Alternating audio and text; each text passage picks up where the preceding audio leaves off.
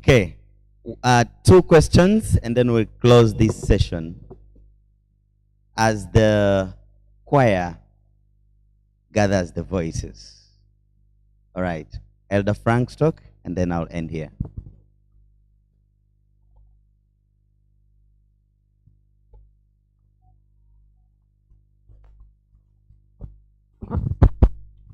I want to thank you very much, Professor. This is the second time I think I am honored to listen from your wisdom. I just wanted to comment one thing, the example which you elaborately talked about. Coming to church at 7:30, sitting by the door quietly. Yeah, coming to the church very early in the morning, and then sitting quietly at the entrance of your church and observing. And this lady you observed very well, coming in. And later on you were also inquisitive, I think led by the Spirit of God, to do what we all are supposed to do. We are told that our God, our Savior Christ, had one quality that is often lacking in all of us, and that is the quality of mindfulness. And the scripture tells us in the 2 Timothy 1:7 that God did not give us a spirit of fear, but of strength, of love, of strength, and a sound mind. That verse puts together the character of a good Christian. Somebody asked, he said, some people have a tendency to come and say, every time they are the ones who need how. It's like he was asking, how do we tell the genuine needs from the fake needs? It's because we are not practicing what you practice, the art of mindfulness. When Christ was called to Jairus' daughter who was dying, he tarried and attended to something else. And they thought he was not mindful of the other one. I think that's the spirit of strength, the spirit of a sound mind and of love, but not of fear. And I feel humbled that that is the quality we are lacking. Bunga men, we are lacking that, including myself. I love the church structure where every need has to be put through some kind of processing. Bring it to the church board. We shall sit next time. We shall look at it, and we throw away the God-given mindfulness that we should practice every time. And then that bureaucracy becomes our way of doing things. And then we fail to have that Spirit of God telling us where the need is. I pray that what you have taught us today will anchor and make us mindful of every situation around us as Christians, as men, and some of us as elders. Thank you. Thank you very much, Elder. That's a wonderful call. The other person, one more person, and then we close this session. And maybe as the person gathers the question, Professor, it's possible for the ordinary one, now I'm talking me, not a pastor. I have no farm, so I don't have any eggs to share. I also don't have a shop which I can, I might not be a capable employer right now. And so this ordinary me, but I am able to spot somebody. My question is, whose responsibility is it? Do I leave it to the Adventist man director, or I leave it to the pastor, or okay, I keep quiet because after all I also have my own issues. Thank you very much for that question. I go to church in a rural area at Chiwenda, where now it has become some kind of some urban sort of, but it was a village proper as I entered there.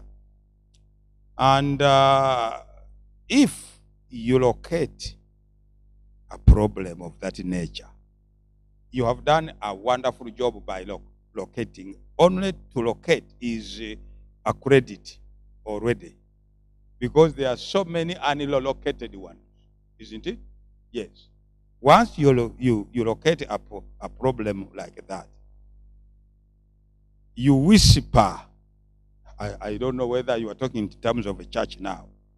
You whisper to a church elder or to a pastor or all of them. You see? That's why, by the way, I don't know what to say sometimes that which will not offend the people. But we choose church elders after we have seen that their shock absorbers will be strong enough to handle these issues. You can hardly see us choose a church elder whom we have no idea where they live. Are you following me? Yes. Even in my village church, I am very adamant. We don't give somebody who is renting a room to become a church elder. No, seriously. Why? Because there's a saying that your home cannot go above where your head ends. Where your head ends, as a leader of that home, as a leader of a country, as a leader of an organization, that's how far that organization will go. That one, it is true. Therefore, you cannot give a first elder who is in the room renting responsibility to look after a church, because the responsibility now, you are beginning now to see that the responsibility, it is not only to organize Sabbath school classes, and they go to Sabbath school classes who will read the mission story. Amanda, this is your question is very, very pertinent. A man who can't feed himself food, and you are now giving him more task of others who can't feed themselves, you are not fair. You will kill him. Either he will die or he will do nothing. That's why we emphasize that spirituality is there as a number one. Intellect must also be there. You see, we are talking about a total man. Yes. Don't inform me that this man who is in one room is a graduate. But now, you know, nowadays, jobs can't be gotten in church. Jobs can't be gotten. But if his education cannot tell him what to do, then he was not educated. For example, I have a kid who took actuarial science with Tom Sange. There were two Ugandans in the University of Nairobi, and he has no job. So one time I called him. He said, "These things, this is the way it works," and I would have informed you more about this in the next talk. But since you're asking this, let us begin it here now. I asked him, if you had gotten a job in the bank, as you almost did, what would have been your job? He says, well, we calculate risks mathematically. I said, I would have been advising that bank that if it continued like this in 5 years, it will lose so much profits. And if it continues like this, in 5 years, it can make so much profits. And then I said, if we begin with our businesses here, family businesses, and we begin them, you will calculate them mathematically. what I'm saying, it is true, and is now doing it very well. You will calculate them mathematically. You will tell me, Daddy, if our family businesses go like this for 2 years, we will sink under. So what must we do? Let us do this and this and that. And that's what he does now. And as I will continue to unfold in my presentation, that's what education should. If there's no job in any or organized other places, find one. Are you with me? Then why did you go to school? School must open to you that if this door closes, open a new one, or kick it and make sure that you dig a hole in that door, and then you go through, and you struggle to succeed because you are an educated person. Therefore, tell the church leader that brother so and so, I think he has a problem. What can we do? Now we have advancement. But by the time I did that, we did not have advancement. By the way, there are even people here who are my witnesses, by the way, to show you that I am not talking things out of the blue. You see? We must always identify those who are in need. You cannot be a good Christian when you are in a want and in need always. And this is what this advancement, some of us who advocated seriously for this thing, this was in our mind. Our people only need, some people only need guidance. And you can see them do wonders. But we don't guide. We are here, when we come to church, we are here to ask, what was the last Sabbath school's heading? What was the memory verse of last week? Why are you asking us memory verses of last week when you have already finished with the last week? Why don't you go study? What did we study last? We don't need that. You see, what we need is to be fed spiritually, mentally, and physically. We must. So this is what your biggest objective is, you people. You people. This is not a trip for women to go to the beach and then eat fried chicken. I mean, this chicken is pieces of chicken, and they can put it on social media. Women are at what is this at Entebbe of the mayor called Peniel. They are now at Peniel, and they are eating chicken. Women, we are not here to eat chicken at Peniel. We are here to build the church as an unmoved mover, seriously. And see, brother, you went to school, but what is happening? Brother, what can we do? Remember, that brother you are saving his family also. You are saving his children also. Be serious. Thank you so much, Professor. Let's put our hands together and appreciate our professor. The Adventist man as a model. The Adventist man as a what? As a model. We got to strengthen our financial muscles and style up. We're going to have more of these discussions. Of course, time couldn't allow us. We have many more other discussions coming up. But in our subsequent Echimeza programs, we will talk about financial intelligence. We will talk about our workplaces.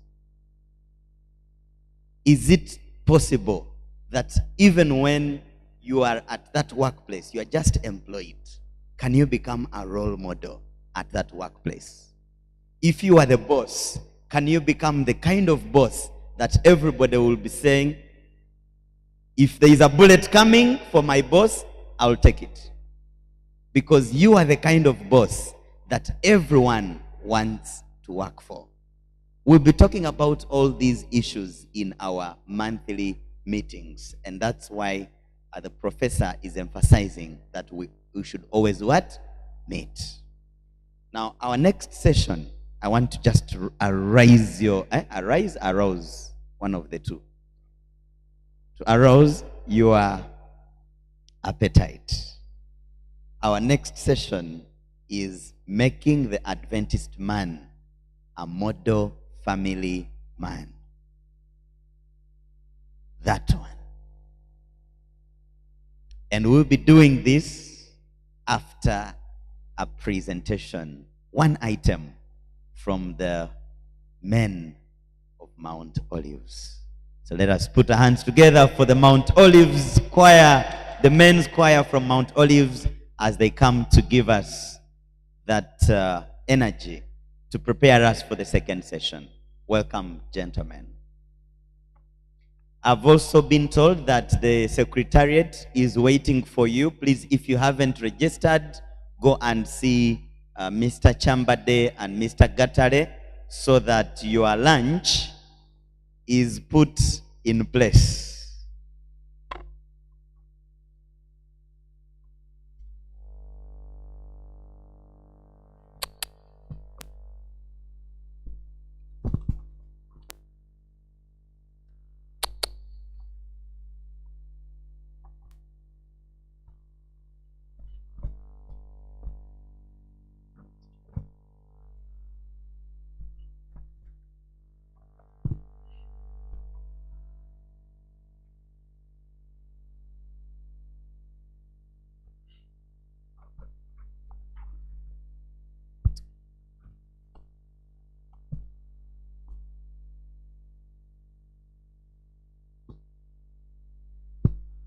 One thing I ask, one thing I seek, that I may dwell in your house, O Lord, all of my days, all of my life, that I may see you, Lord.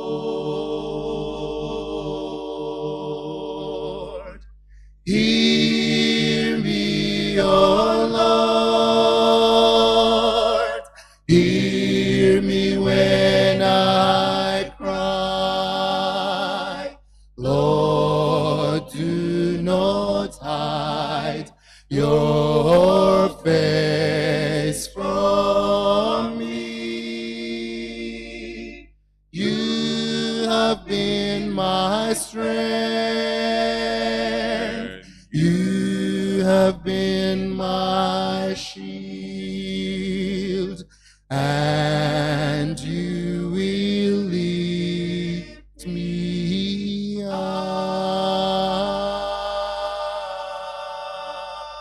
One thing I ask, one thing I desire, is to see you,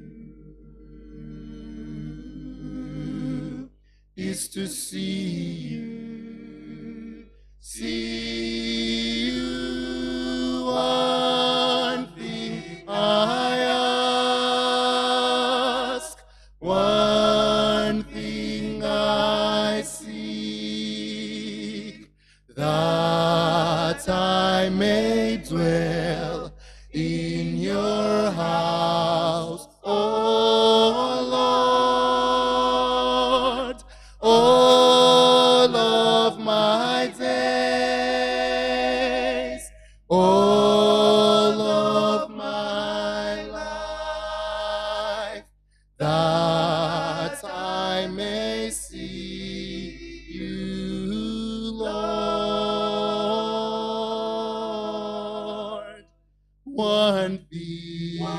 thing I ask, one thing I desire,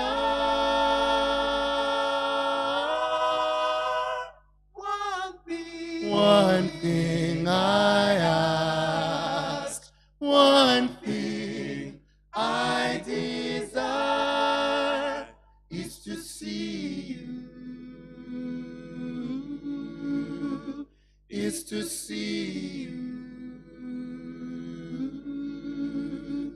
is to see you.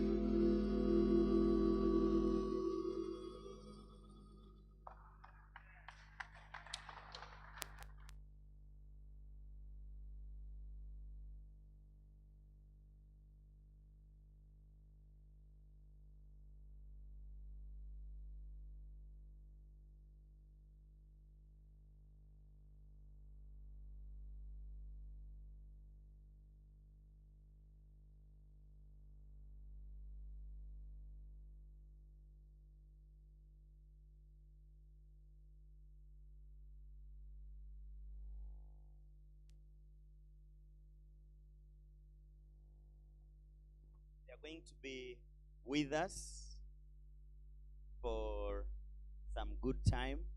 Of course, they are also men. They are learning. I hope you guys are learning as well. Very good. And I hope you're also excited about talking about the family. Right? Okay. In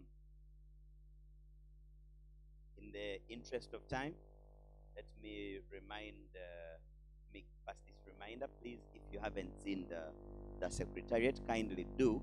He says the numbers are a bit more than the numbers of people, the heads are more than what he has in his book. So he doesn't know whether he should order for food to the heads or according to the paper. One of the two. But please just reconcile in case you haven't.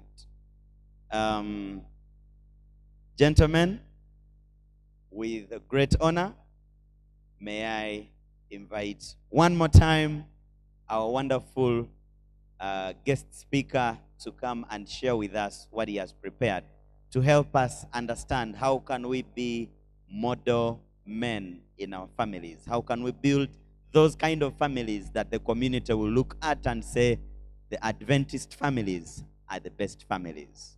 So let's put our hands together with respect, with honor, and with excitement. We welcome on stage Professor REUBEN.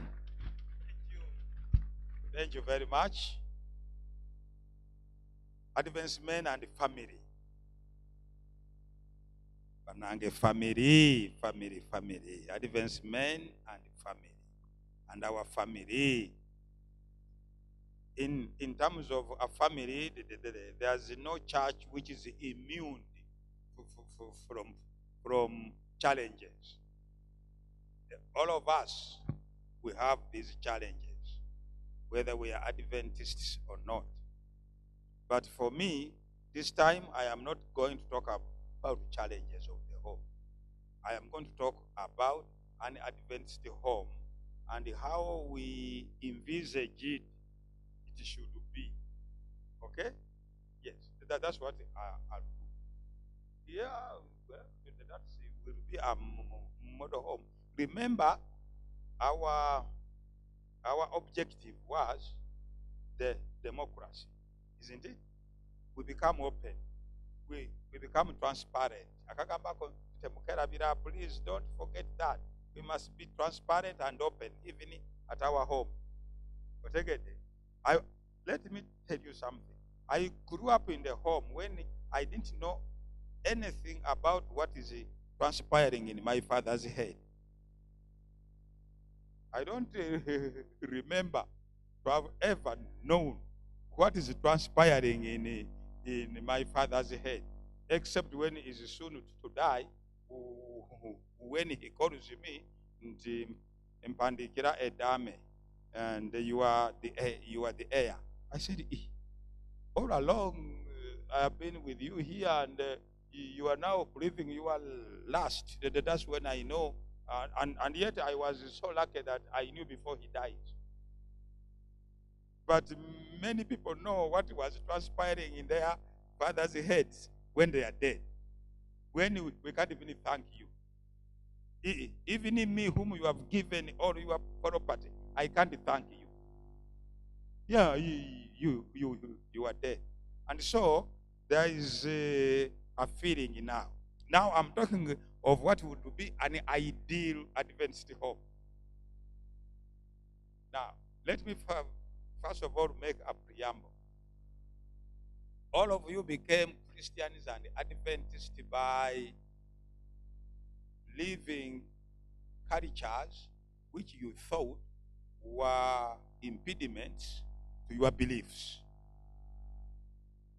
All of you became Christians. You became Adventists by living cultures which you thought they are acting as impediments to your beliefs. Isn't it? For example, okwabya enyimbe. That one we left, and yet it is culture. All the way from mango, by the way, it is that important, all the way from mango. But we said, that one we can't have because it is acting as an impediment to my beliefs. Alongo, we left. We said, that one is acting as an impediment to our beliefs. But when I hear people say, this is our culture, this is our culture, and yet it is hindering transparency and the democracy at home, I get perturbed. I said, then why did you drop others? And you cannot drop this one. We have a Seventh-day Adventist ideal home, which is waiting for the father to die so that it may know who is the heir, who is taking what, and who is taking what. And you know what happens? Circumstances are coming, you, my fellow men, where we are going to be put in a box. And we have not too much alternative except to rethink. I always give an example of Temangalo. I will never forget what I heard on that day. We were on our way to Johnny Bazara's party, sort of, and my young man was driving me, and I was in our old pickup. And then we made a wrong turn somewhere. Very close. We were very, very close where we made that wrong turn. And we met a young man of 27 to 30 years. And then I asked him, please, is this the road which goes to Dr. Kiseka's home? He says, what? Dr. Kiseka. I don't know him. You don't know him. I said, yeah, he is dead. That's why you may not know him. He says, but I think you may know his home. He says, no. And then I said, are you born here? Yes. At your age of 27 and 30, he did not know where Dr. Chiseka's home is. That leads us to a very important discussion of legacy in our homes. Legacy. Are we ready to leave a legacy in our homes, or we are not?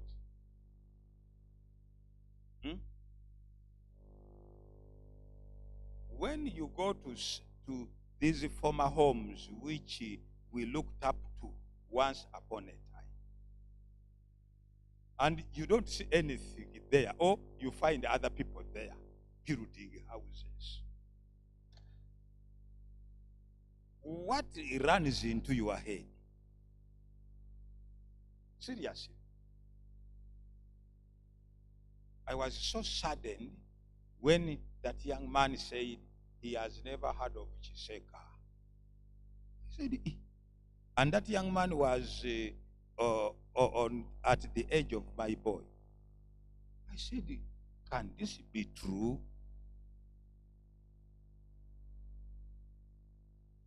Now, the argument is this. In our culture, we don't disclose our riches openly to our families, isn't it? A lawyer knows more than even your firstborn kid. Even your wife knows very well. A friend knows so well because your will is the one who's keeping it. And not even your wife knows what is inside that will, not until you die. Is this transparency or not? Culture. And yet you gave up so many other cultures to come that far. What should we do with our estates, we as Adventist men? Because now I take every established home as an estate. What should we do that even if I go away, it will continue to grow, not down. Yes, it will continue to grow. Yes. That I come to Tula. Yes, and I say, the spite of the demise of the father here, the thing is growing. It is here to be kept. Didn't God give us reproduction for continuity? Then if, for example, I have to be transparent at my home, is it fair for me to be transparent when I am dead? They have put out a dame. And even people come and ask, who has the dame? Have any of you have kept it? Any of you? And mama is there. First son, second son, and others, they are there. And the MC is on the thing announcing. Has any of you seen the dame? Please, the will. Who has it? Who has it? And then the old man at the back will put up his hand, and here is the envelope. And all of us, we are quiet, including the family members. They have no idea what is inside that envelope. Undercover that if they will know, they will take away his property from me. That's why I keep it. Don't you think if you argue like that, you also as a father, you have failed somewhere with your sons? You have educated them, yes. Okay? You have empowered them through education. But you have not prepared them for the challenges of the home. Yes. You have not prepared for them for any challenge. You have been always very busy telling them, this is not your grandfather's home. You go and have your own home. I want to sasikira war, and so since one sasikira war, you go and also be beginning. Why are you still here at my home? Go. And they are always strangers at their own or at their father's home. They are strangers. Once they come, they say, why are they here? No, let them go and start their own. Okay, there you go. And poor people start their own places. They can start with 50 or 100 over 50, what have you, and they start. Because the children, when they grow up, they must leave. Is it? So we are here to examine. is it important for children to leave the premises of 5 acres, 2 acres to an aging man to prove that when they grow up they go? Or is it what is the fair to let them to develop these acres for you for the home, and then by the time you die you see development? What is the problem? Are you planning to think that these acres, unless you are planning to sell them yourself and eat them money? I see all the men now, they are driving these big cars, these big Prados, and when I ask where does he get the money, he has sold almost half of the land. How many kids does he have? He has 5 sons. 5 sons, and you are selling land, and you are buying a Prado, which you can't drive even in Kampala, and you go back safe. Why? Why do you behave like? Why advanced men now? We are talking about advanced men. Why? Why do you think that your kids should leave 5-acre lands and they go in 50 by 100? Are you so proud when you come to see your kid living in 50 by 100 and say, you see, he bought it by his own money? That's what it means to be a man. But had you given him an acre, by now it will be shiny. Are you following me? On that very land. Now, this discussion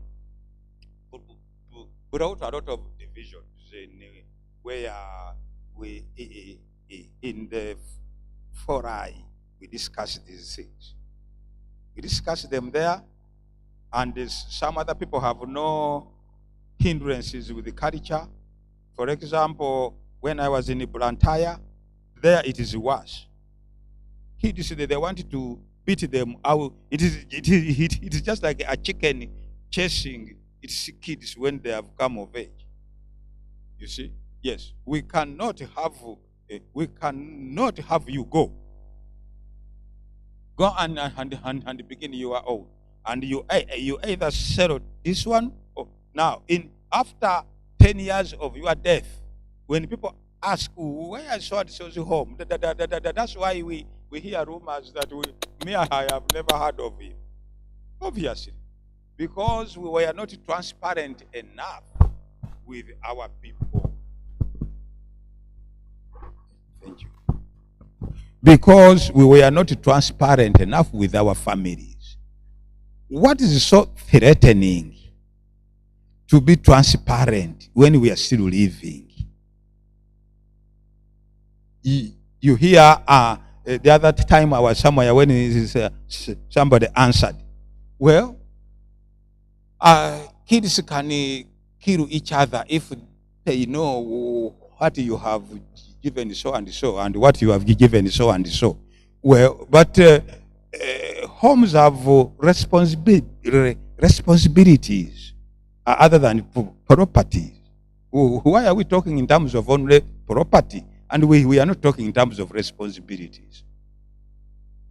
For me, let me be very clear with you. I am so obsessed with this idea of legacy that it has become an eating thorn in my flesh. Therefore, I have evaluated my kids with their strength. I have one who is always quiet, and he's just doing his job as a medic in his office. He enjoys that. Very good-hearted, accommodating everybody. And then I talked to my wife. Don't you think that can be a very good heir to us? Yes, because he is always accommodating others. Sit down, it's okay, it's all right. I said, I think that one can take care of the blood and its objectives, because every responsibility, you better give it objectives. Don't just inform your kid you are now taking over this estate when he has no an idea of how businesses are run. That's why you people complain that when we die, our businesses they disappear. It is you who made a big blunder. You had 3 sons. And out of all of those sons, why didn't you mentor one of business?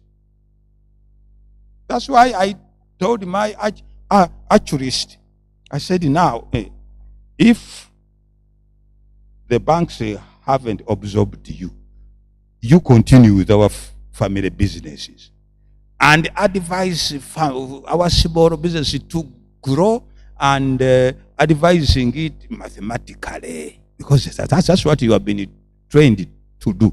Then we talked with my wife. That one can be the chairperson of our estate businesses.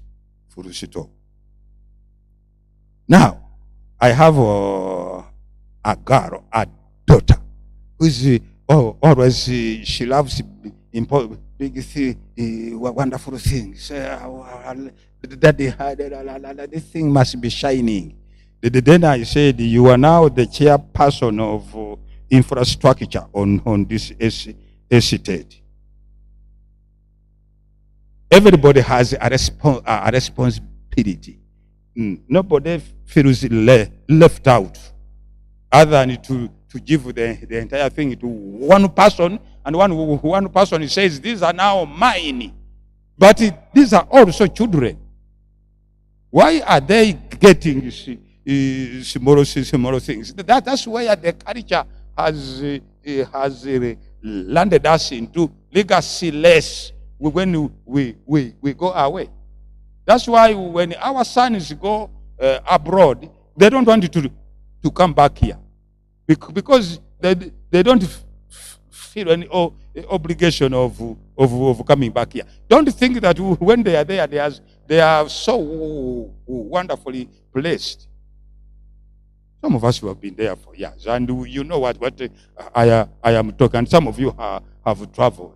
They are not wonderfully blessed. It is only because you are an African. When you say you have a kid in New York, everybody in Bunga church will go pissing. Because the word is in New York.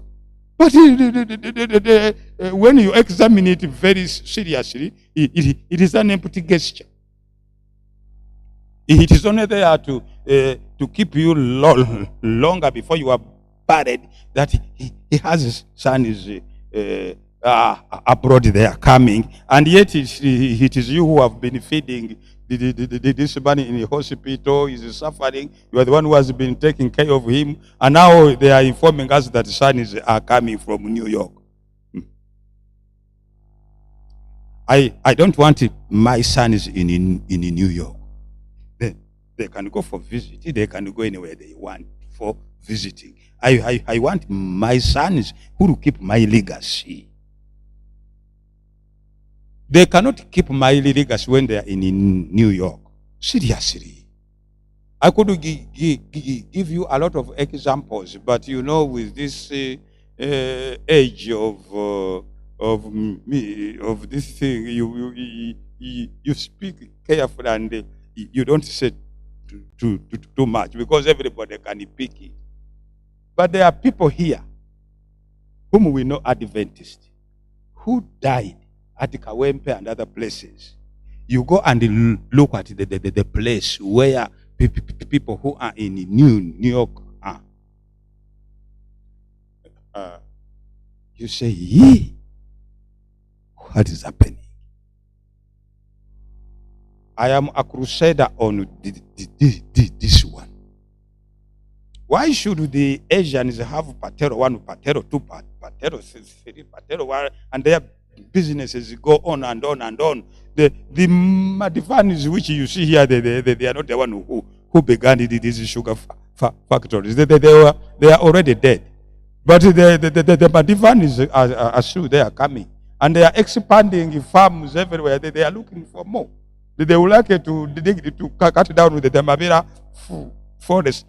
Those are the Madivanis second generation, which is looking for the Mabira land for sugar cane. But for us here, you die and leave an acre to your boy. If you are buried in there, soon your malalo will be removed and he will sell. And those who are selling now are graduates. There's something which is fundamentally wrong. Yes. Something is fundamentally wrong. We give the entire estate in one person's hand. So I was talking to one of these families, place which I saw. The house of the father whom we buried, it is still standing like this. Being surrounded with big houses and bisenge of other people, except akayumba kaimiridao. And he has kids in New York. Advanced men. What can we do when we come to legacy? Seriously. Why don't we say, this is Nyonjo 1, Nyonjo 2, Nyonjo 3, Nyonjo 4.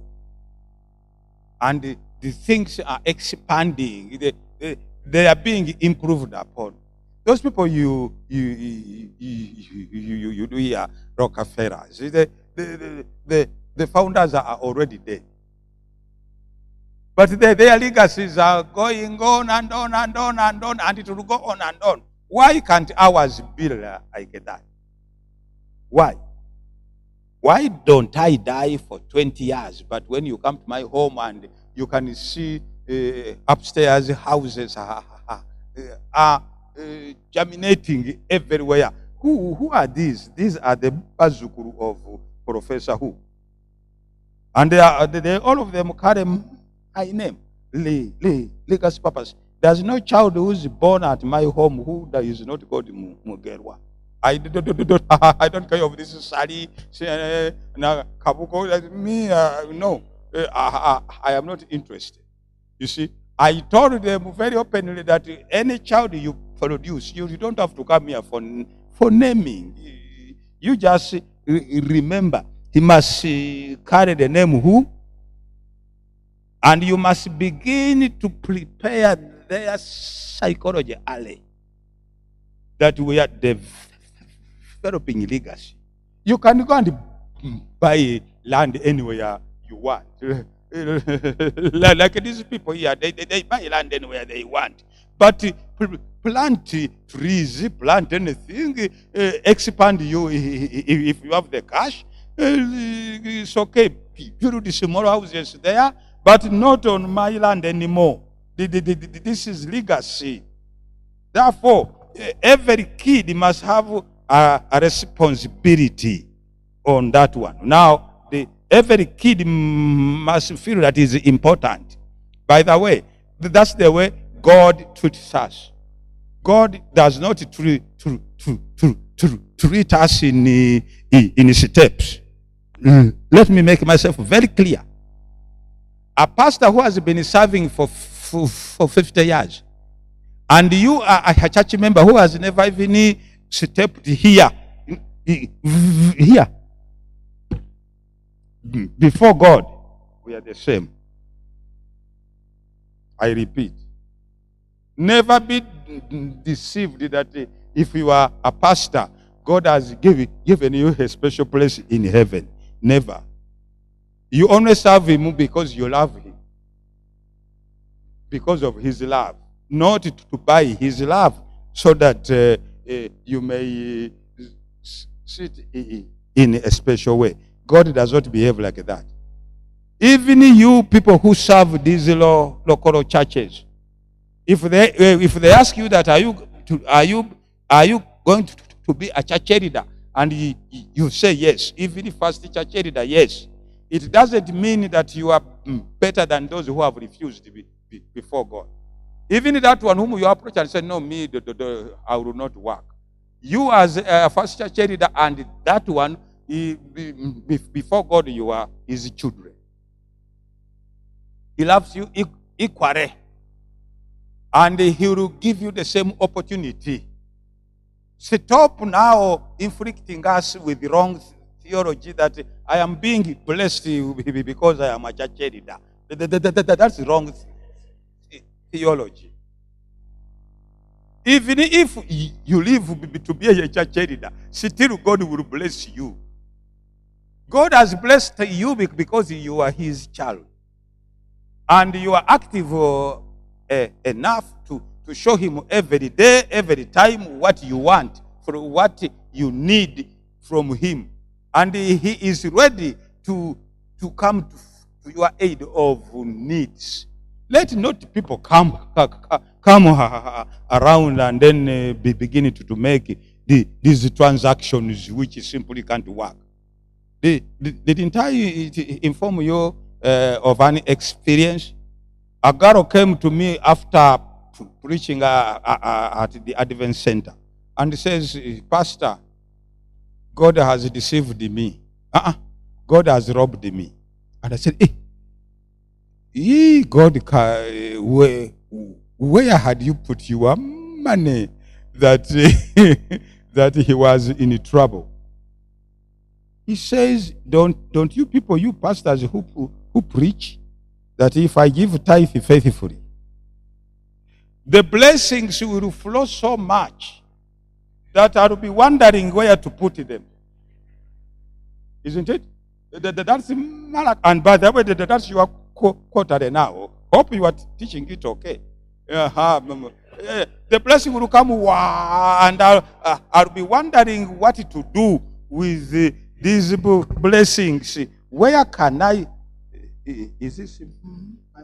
Thank you. And it will be flowing so fast that I will say, the context says again, I will rebuke the devourer. The devourer is the eater.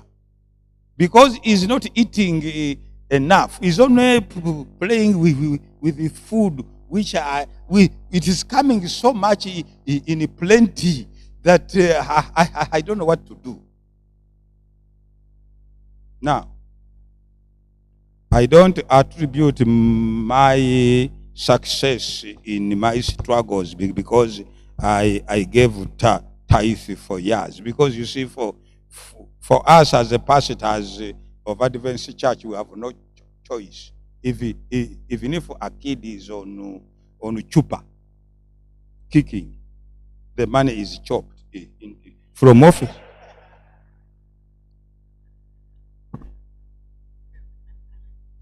Even if your kid is at kicking, the money is chopped off.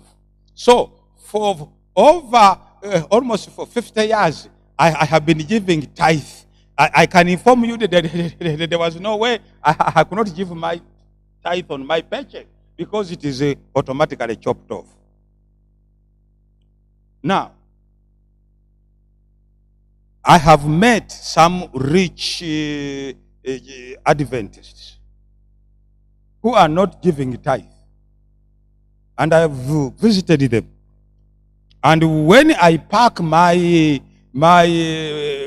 I parked in at that time my KB, my pickup KB with the intercooler I see, everybody will wonder who is giving more tithe if Malachi is to be taken the way he says. Now, I come to you in a wheelbarrow, and for you have an intercooler. You see the contradiction we are facing as a pastors. You as a church members, you top up our salary, I refused those when I was at the Adventist center. I said, no, me, don't on top. I am okay. I can feed him myself. I am okay. But now, when you top up on my salary, and I come to talk to you that you are under curse because you are not giving full tithe, and your money is among those who, which is top to, so that I, who's giving full tithe, I can survive. How can I begin? It simply can't happen. Therefore, let us focus now on one thing and say, if Adventist men's objective, that's why I gave you the objectives first, is transparency. Are we ready to transfer that transparency to our families openly and begin to nurture our kids as a God loves me as his child? Therefore, my children, I trust them, I love them, and I know they are wishing me well, and they can keep my legacy going. Are we ready for that move? Why should we? Now, I was surprised of late. The president has become, of Uganda has begun to say, don't compartmentalize land. I wish he began like that, but now it is too late.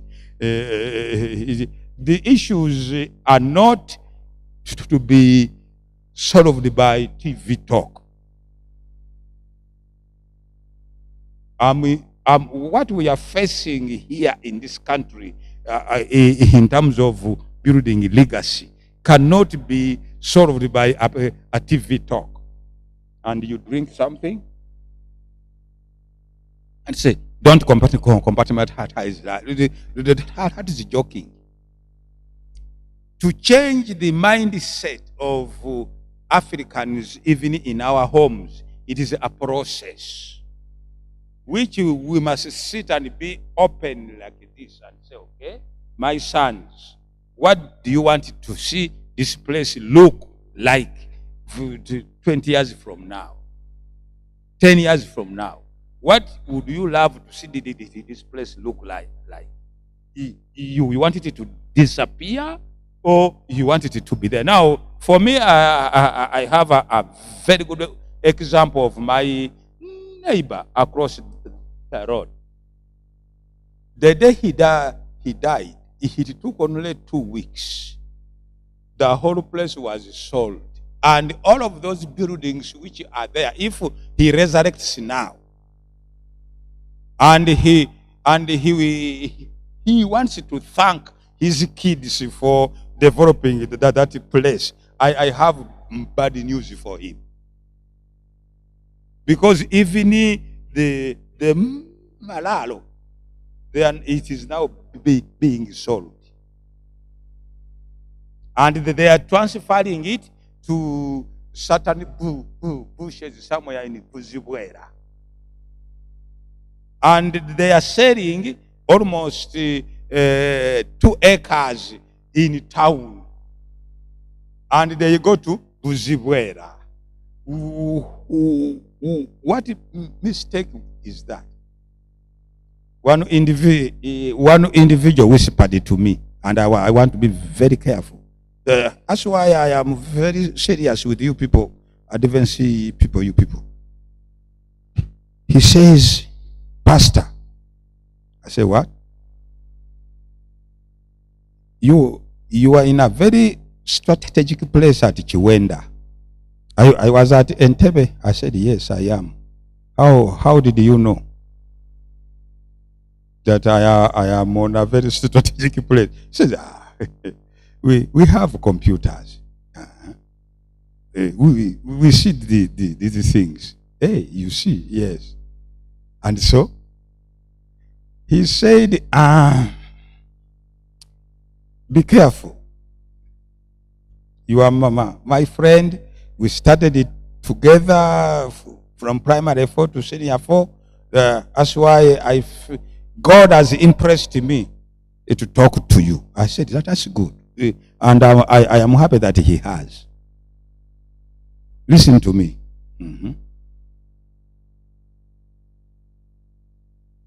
When people come to your age, and they are living in commercial places like towns, we visit them. And I said, good. And we tell them that, don't you want a quieter place? I do like. Choose on these houses, any house you want, but not a location.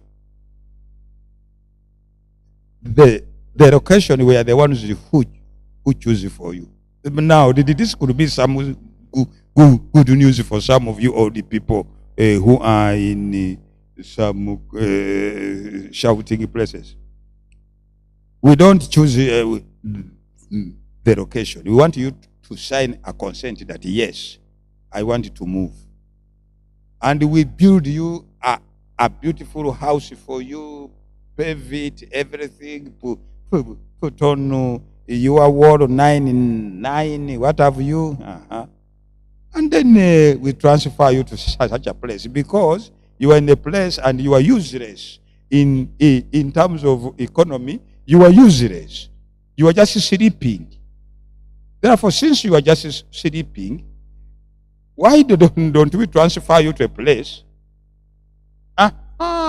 where you can sleep in peace and there's nothing shouting for you? Are we wrong? I said, Number 2, the moment we transfer you, bulldozers come and tear all things down and your house, and we build there a tall building. It can be a hotel, it can be a big business premises.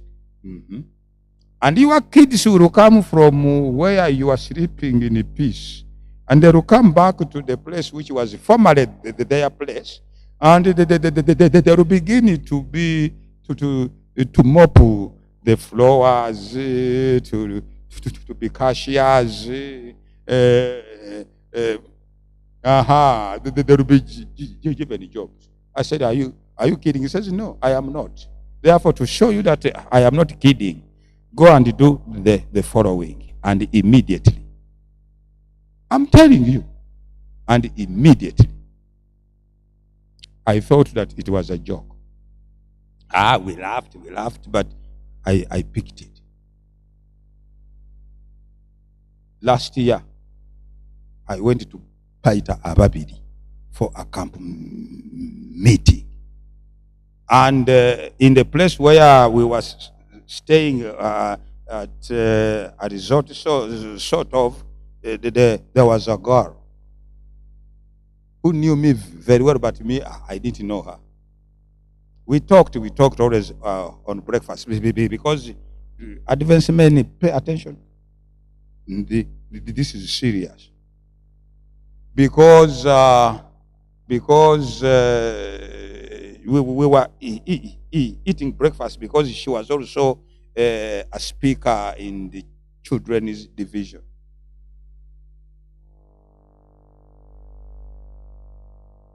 As we were eating on Thursday, he says, Pastor, your land has no any encumbrances. It is, are you planning to keep it that way? I now be beginning to connect. That's why it has become a lecture, you people. And I said, what's wrong with this land? He says, do as I say. The land you have so intact in the entire town calls for the following things.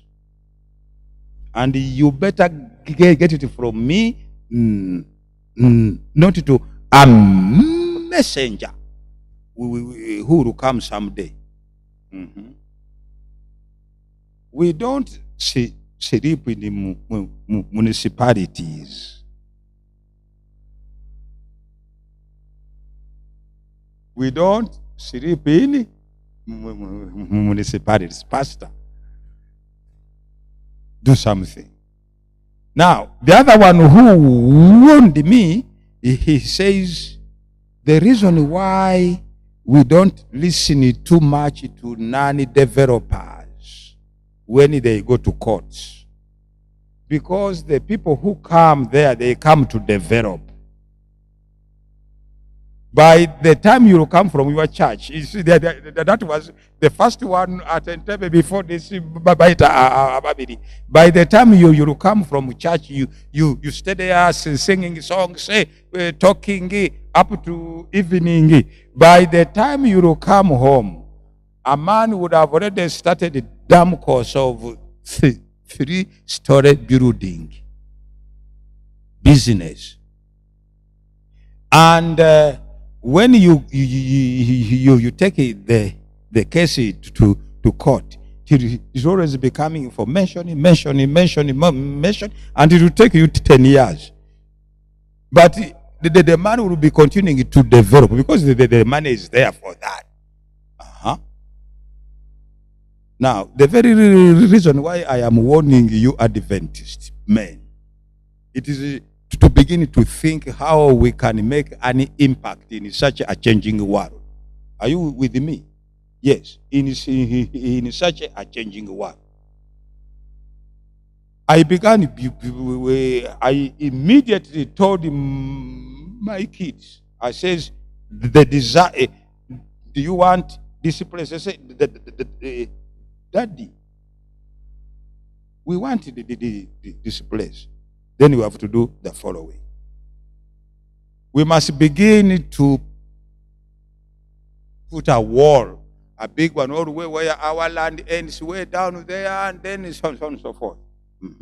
Number 2, for those who have been at my house, in front shops, no, not sleeping. They make sure that there are shops that in the municipality, the government is earning something and you're also earning something. If you fail, then we come to you and we tell you that you can't stay here any longer. Therefore, go to where people sleep. Because the work of people in the Busiwera, it is to sleep quietly. Go there. But if you want your legacy, my dear, that's what they were informing me. If you want your legacy at Chiwenda, you better do something. And we warn you, don't build these cheap shops, because the day is coming when we will close them down. Begin Karinas. And now I am building Karina. I have begun. But you know what? Hadn't I begun to sensitize my kids all enough? By now I will be in a very bad shape. But because my kids, I have been, it is a process of sensitizing them. It is not a point. You don't come and tell them, now, tomorrow, you have not changed their thinking. It is a process which goes like this. It is a process. I mobilize them and say, you people, this is what is coming, and we have happened to be here. What can we do? They said, Daddy, don't worry. We are for that project. Nobody will touch that place. We will work ourselves to death, and you also we will work together, you and Daddy, until we meet the requirements. Are you with me? Now, this thing may not happen only to me. Now it is that I am the one who is speaking, but tomorrow it may be any of you. And if you have not taught your kids to be transparent with your home, that everybody can trust you from your wife, children, for legacy purposes, there is no way we can be able to go through. At our place, there are so many people who have been transferred from Kina and other places. They are there. of over there. Because the children argue, for us, you chase us and we have our own places. Now, do whatever you want. Transparency to our homes, transparency to our lives, transparency to everything we do in the home. Don't just jump up and say, recently I was presenting when one man was in tears. He sold part of his land without being transparent enough to his family. And he purchased that in Nakaseke land. And he put there his farm. Goats, what have you? But he was not sensitive enough to know that he has people whom he is answerable to. Are you with me? A family are people whom God have given you, and you are answerable to them. They are not answerable to you. You are the one who is answerable to them. And let them grow up knowing that that same behavior, they will behave in that same way in their homes. Don't say, this is my home, these ones are kids, I don't really care too much. They will have to come around with what I am thinking. People don't think in the same way. Even your kids don't think like you. You only sell your ideas to them. Don't think that educating them is enough. Go beyond that. And make them know that, that Providence decided that they belong to this family. Therefore, we need each other as God needs you and me and I also I need him in whatever I do. By the way, God needs you. That's why he doesn't employ angels in his work. He employs you, isn't it? Yeah. That is his policy. His stubborn policy. If any of you will ever read that book, it will show you. It is his stubborn policy that you are my co-workers. You humans, you are my co-workers. That's why we give offerings and tithe, because God does not drop legal tenders of Bank of Heaven to do his home here, to do his job here. Have you ever seen a legal tender of Bank of Heaven? Have you?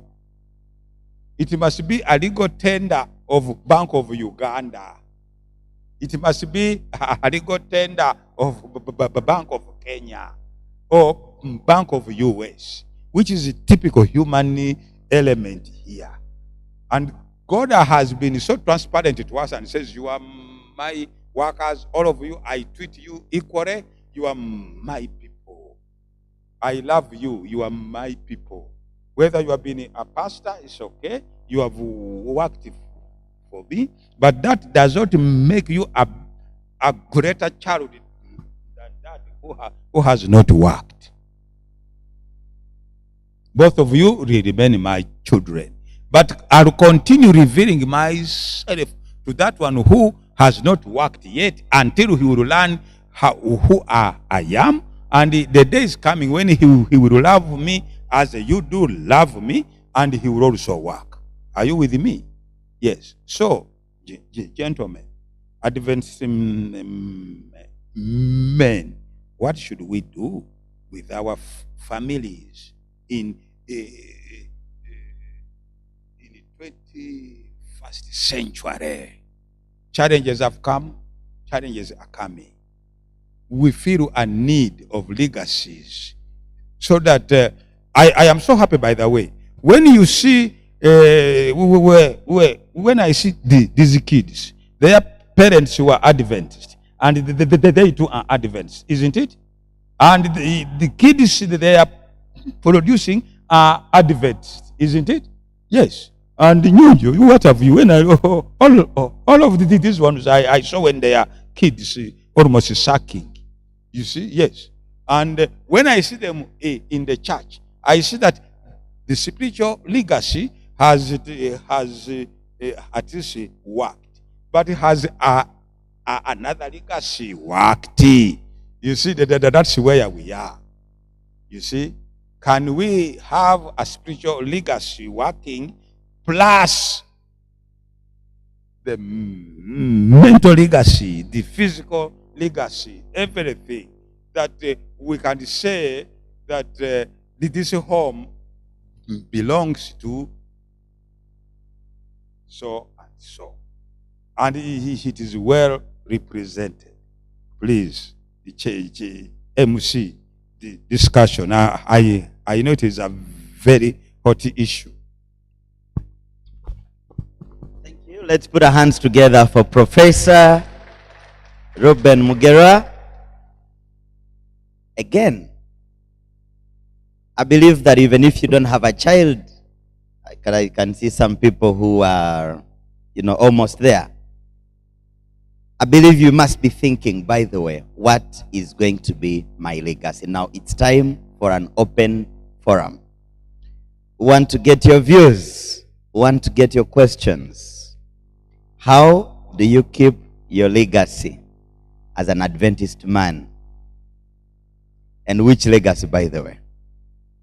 Because I think you need to, there is that element that you need to work and create something that your children will build on, isn't it?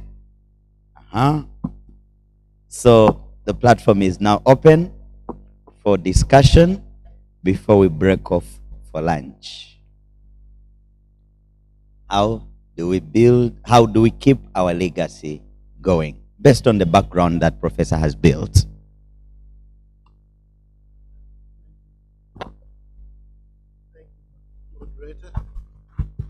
And thank you, Professor, I want to be enlightened more on how I can make my will and make this will transparently.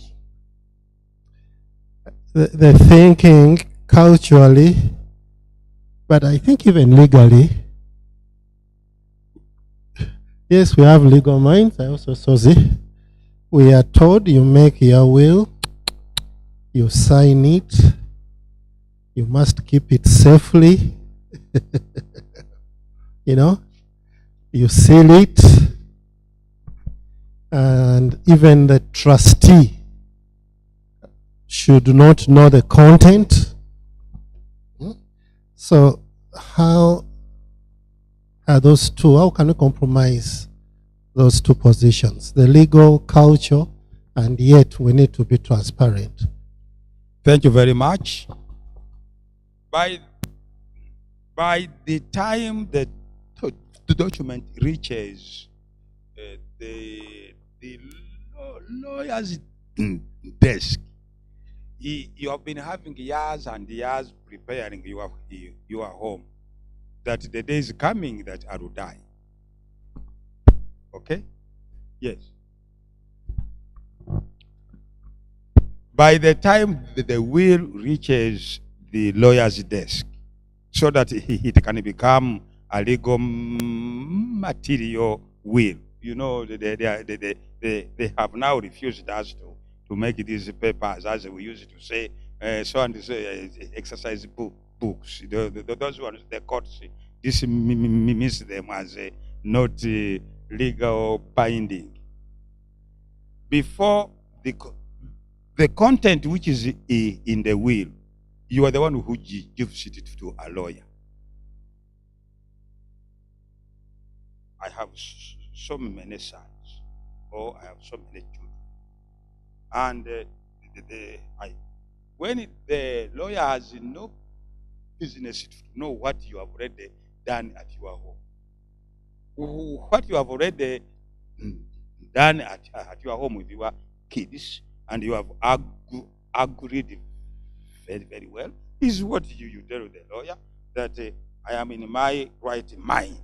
Mhm. I have so many kids, yes. This one is the heir of the blood. This one is to run my estate in business.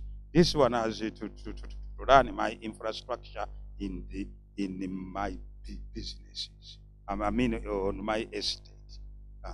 And the work of the lawyer is to capture all of that. He will not give you an interview that are they informed. That's not his business, whether they are informed or not. You see? Yes. Because even if I have not informed them, I would have spoken in that same way. That I am preserving my estate. I am not dividing that this so much acreage is for so and so. So much acreage is so and so. I would love my estate to be together and be developed as one estate. You don't have to inform him that I have already prepared their psychology. They are waiting. The method and the process by which I came to reach those conclusions, which is putting down, is purely my prerogative. So it can be done. Even if they keep it secret, it's okay. Let them do whatever they want. But for them, they know that when that will comes out, this is what it is. Yes, please. Pastor, Wait. before my There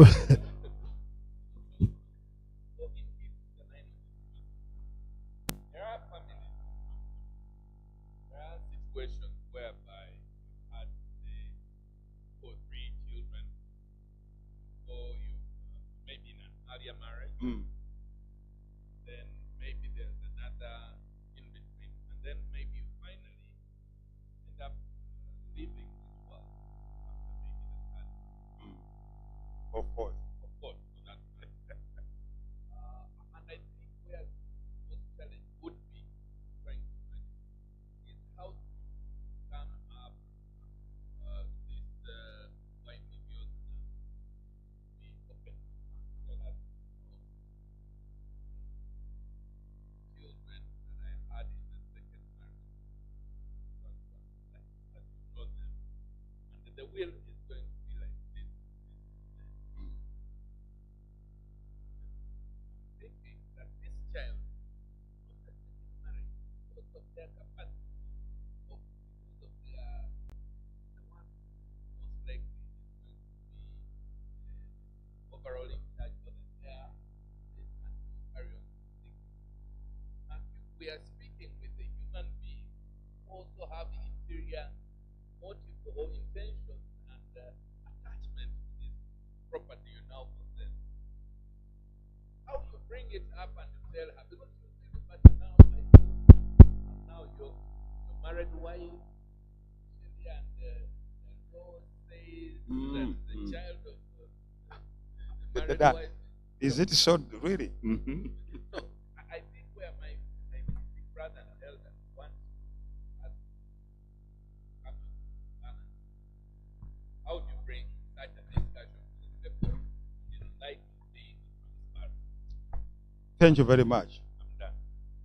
I'm done.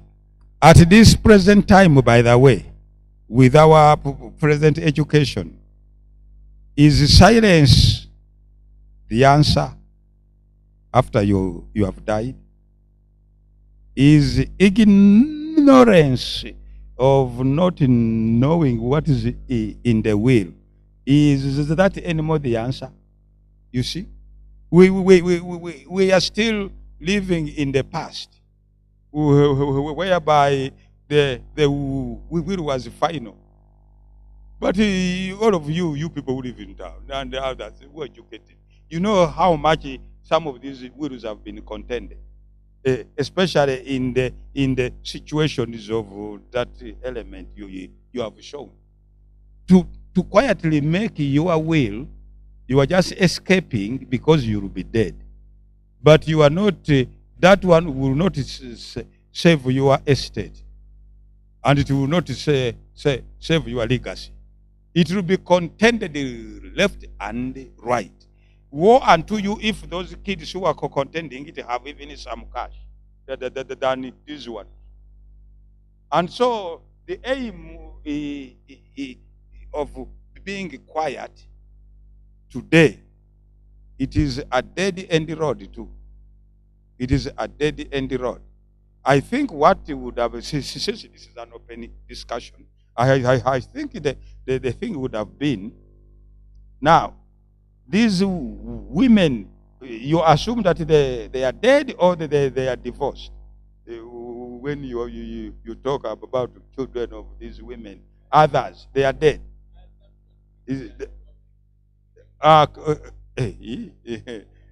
When you die, they will reappear.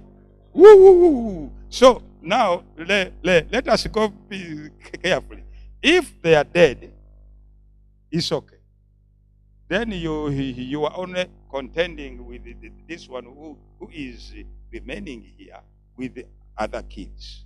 Don't you think that it becomes the high time for you to call a conference around the table and to talk over these issues, so that your place is not a battleground after your death? You see? Yeah, you see? Yes. She can act like that, and then we have a lot of problems. You see? Why?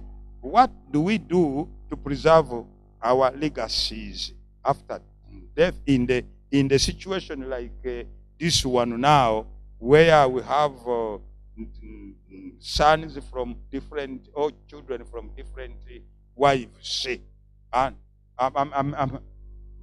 women, what I assume they are wives, former. You see? Yes. Now that is a very complicated issue, which you would definitely have to seek legal counsel. Professor. Professor. And so, yes, please. Professor, Before I add, let me add something. We may refer to ourselves as Adventist men, but most of us, or some of us, became Advents. Yeah, we conquer along the way. Yeah, the problem is and there. we have history. And history of the children, which you may not deny or on. No, it's okay. We do understand. And one of the fears why people don't disclose is, for example, I may be frugal in what I'm doing, and I have some savings. Now these children of ours want to spend their thrift in whatever they are doing. Now when they know Mzee, he see the car Mzee is driving, but in the bank he has 500 million. He says that this Mzee is naive. They want to kill you. So that for them, they share. And we also find this, let me share an experience very briefly. The other weekend I went to talk to a family that have a property on Acacia Avenue. And their property is prime, real prime. The good thing that this family does was to call a conference. And they invite various speakers to share ideas what they can do. Now this family is a family I won't disclose, but it's a big family. I am interested for more ideas from those families. Now the young generation in that family want the property sold. The properties are worth about $2 million. That's about 7 billion.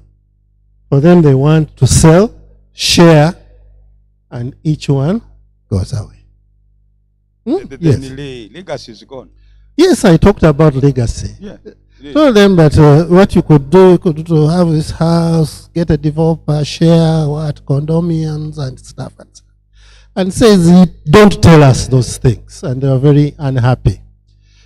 So our children are looking at somebody. One of them stood up and said, okay, you can say we can do this, but for me, if I had my 500 million, I'll go to my Dubai, I'll get my property, and then bring it here, make 200 million, and so on.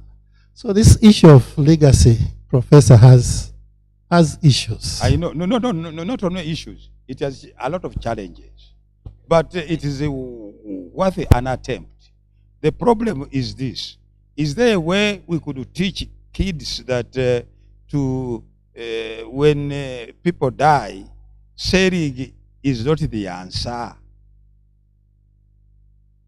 Is there a way? Now we are talking about we are now advanced men, and these are the challenges you as an organization you will meet.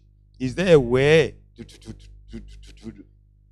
to tell our families that sharing property or of that caliber, for example, are you aware that by sharing, even if you are getting billions, it cannot match the asset you have sold for long? For example, one day I was on my way to Entebbe, and I couldn't see anymore where our church was. You remember that Entebbe was that that bite is different. This one here of Seduge area, you know, Seduge, Setimbazi place on Entebbe Road, which was once there.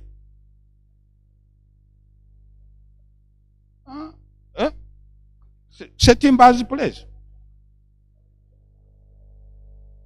That's where I say Setimbazi once was. Now it is gone. So I went to Entebbe and asked, what happened? They sold. And they divided the money. Now, if you ask whether that money is still there, we don't know. But you see, that place was very prime for the family's name as Adventist to continue. You see that? Yes. So I was asking, why couldn't they build there a flat? You see, a big one, for example. Yeah, and then it can bring money in the coffers of the family, and they divide the money. You see, that's the way some educated countries do. Instead of sharing, why can't they use that property for money making for the family? It is not only for themselves, but also for the grandkids as they come. You see, that's where the challenge is. You see? Yes. Yes, please. I think you see where this challenge. Please give him. One thing I would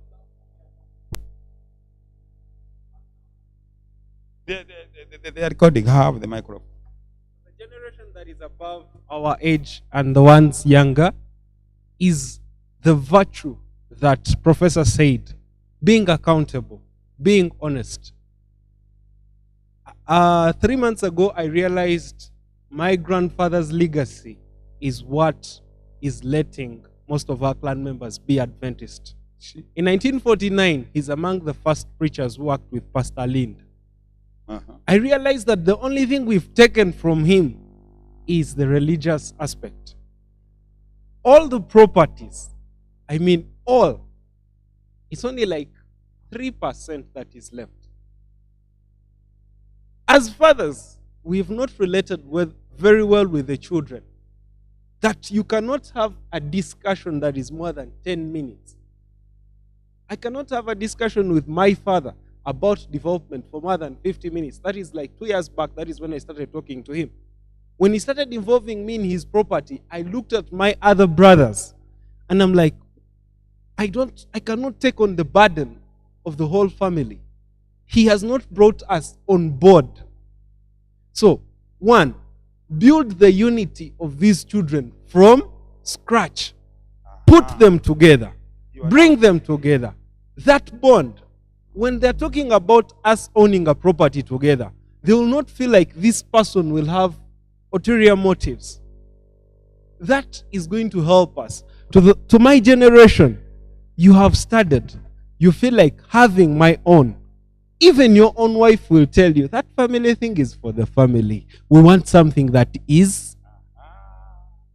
So now, how do you, who has been brought up without a bond of brothers, of uncles, and I'm actually still running from the responsibility because I don't want those fights.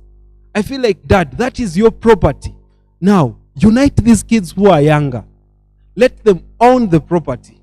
I will be there as just an advisor, but I cannot be your heir. I cannot be able to follow through because I can't stand the fights. It's too late. So as the fathers who are here, build the bond, be honest, be accountable, and be intentional. Thank you. All right. Now, The discussion is getting tense, and we have about 5 minutes to end the discussion. It is not getting tense. Tense is a Intense. negative word. It is more Yes. getting more clearer. The question is this, which you wanted to really talk about. Some of the people who are now paupers come from a legacy, come from homes of once rich people. And this is where our Adventist, this is where my concern is. Now, I have never been privileged to come from rich people. I came from poverty, and I worked hard, though I was a pastor, to reach where I am.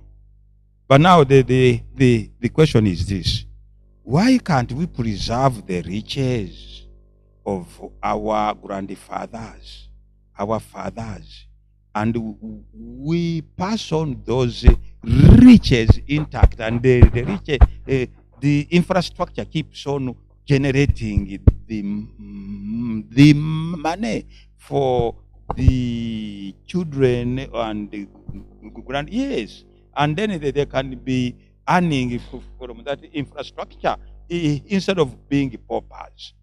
And then they can also be advised to expand it. You see, it pains me to see once people who came from rich homes